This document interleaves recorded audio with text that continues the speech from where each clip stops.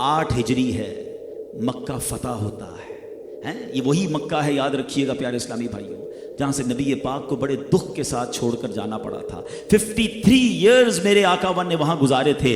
میرے آقا کی پیدائش وہاں ہوئی، نبی پاک کا بچپن وہاں گزرا، جوانی کے ایام وہاں گزرے. میرے آقا نے کاروبار وہاں کیا، نبی پاک کا پہلا نکاح وہیں پر ہوا.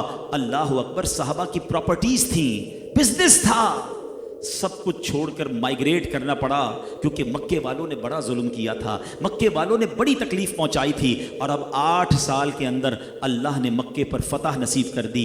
10-12 ہزار مسلمان مجاہدین موجود تھے، اور وہ سارے لوگ کانکر ہو چکے تھے، وہ سارے لوگ گرفتار ہو چکے تھے. نبی پاک نے پہلا خطبہ دیا، اور اب خطبے کے بعد ان تمام مجرمین پر نظر دوڑائی. ذرا غور تو کیجئے کون لوگ تھے ان میں. نبی پاک کے راستے میں کانٹے بچھانے والے بھی تھے، وہ لوگ بھی تھے جو پیارے آقا پر کئی بار پتھروں کی بارش کر چکے تھے، وہ خونخوار بھی تھے جنہوں نے نبی پاک علیہ الصلوۃ والسلام پر جانی سوسائڈ اٹیک بھی کیے تھے. پیارے آقا کے دندان مبارک کے کچھ حصے کو شہید کرنے والے بھی تھے، آپ کے چہرہ انور کو لہو لہان کرنے والے بھی تھے. وہ اوباش بھی تھے جو نبی پاک پر بہتان تراشی اور طرح طرح کے تلخ جملوں سے دل اقدس کو زخمی کر چکے تھے.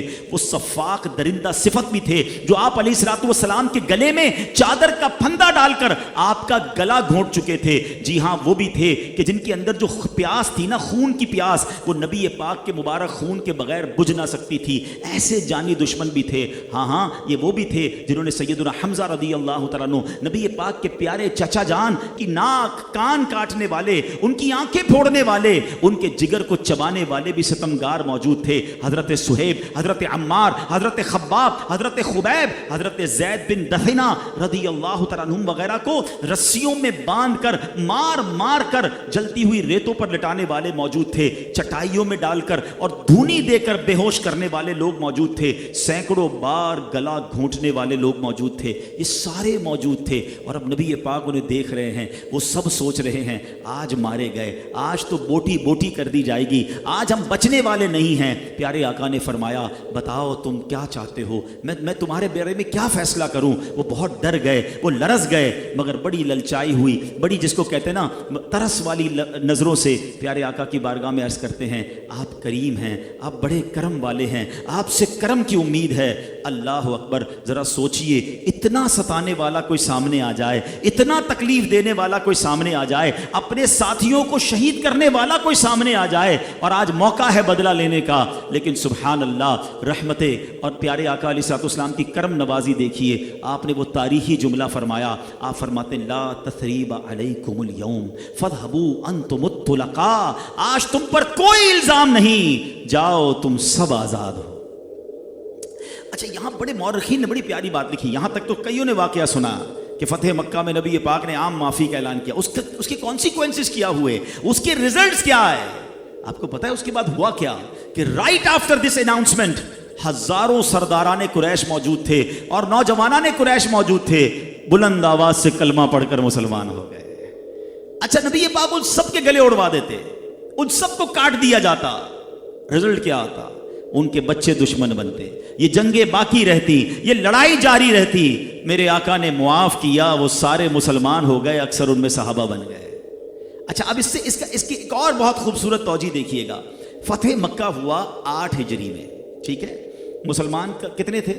10,000 کا لشکر لے کر نبی پاک مدینے سے مکہ پاک آئے تھے، ٹھیک ہے. یعنی اٹ مینز اس وقت 10,000 مسلمان تھے، ٹھیک ہے. کچھ ہزار مدینے شریف میں خواتین ہوں گی.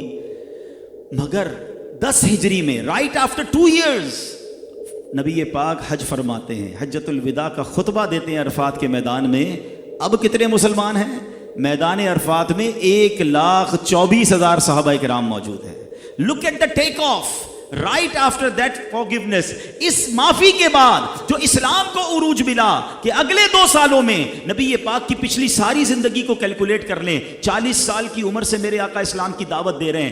8 ہجری تک 10,000 مسلمان ہیں. کیلکولیٹ تو کیجئے کتنے سال ہو گئے؟ 13 مکی سال، 8 مدنی سال، 21 ایئرز میں تقریباً 10,000 مسلمان ہیں. ٹھیک ہے، ہم 20,000 مان لیتے ہیں، اتنی خواتین مدینے میں ہوں گی. مگر اب اگلے 2 سالوں کے اندر جب نبی پاک خطبہ حجۃ الوداع دیتے ہیں 1,24,000 صحابہ ہیں، اس کے بعد اسلام کو عروج ہی ملتا چلا گیا۔ وہ فتح مکہ کی معافی ہے، وہ میرے آقا کا درگزر ہے، وہ شاندار ڈیسیشن ہے جس نے پوری کایا پلٹ کے رکھ دی۔ پوری قوم مسلمان، سردار مسلمان، ان کے پیچھے چلنے والے لوگ مسلمان ہو گئے۔ تو یہی میسج ہمیں فتح مکہ دے رہا ہے کہ حالانکہ وہ خون کے پیاسے تھے، وہ سوسائڈ اٹیکر تھے، وہ صحابہ کرام کے قاتل موجود تھے، میرے آقا نے سب کو معاف کر دیا۔ اللہ اکبر! یہ ہے نبی پاک کے اخلاق کریمہ، یہ ہے اسلام کی تعلیمات۔